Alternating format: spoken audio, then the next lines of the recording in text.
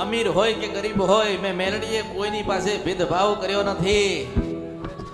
માં રૂપિયા જોતી નથી, બંગલા કે ગાડી જોતી નથી. માં તો હૃદયનો પ્રેમનો ભાવ જુએ છે. જેના હૃદયના ધબકારામાં હું મેલડી સમાતી હશે, એ હૃદય કેટલું પવિત્ર હોવું જોઈએ, કેટલું નિર્મળ હોવું જોઈએ.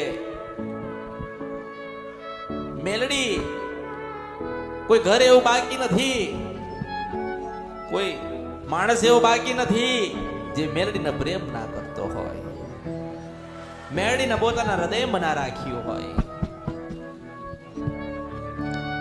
જીવનમાં ઘણા બધા પ્રશ્નો બની ગયા, ઘણા બધા દુઃખ આવી ગયા, ઘણી બધી તકલીફો આવી, પણ શંકર ભગવાને એક અમૃતની મેલડીએ પાછી આલી છે.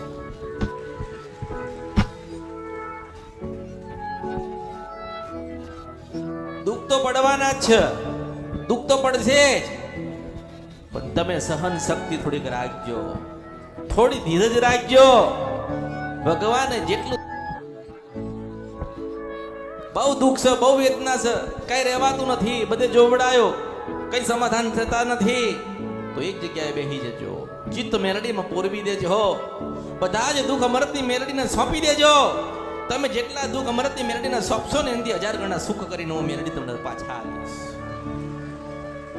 મારા થાય એના માટે, મારા હોય એના માટે.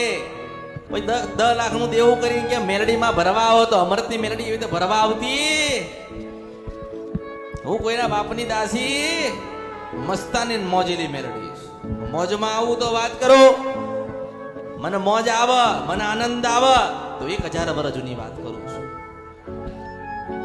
મેં કોઈ દિવસ કીધું નથી કે તું ક્યાંથી બાધા લાયો તો, ક્યાંથી મૂળા બંધાયા છે. મારે એક જ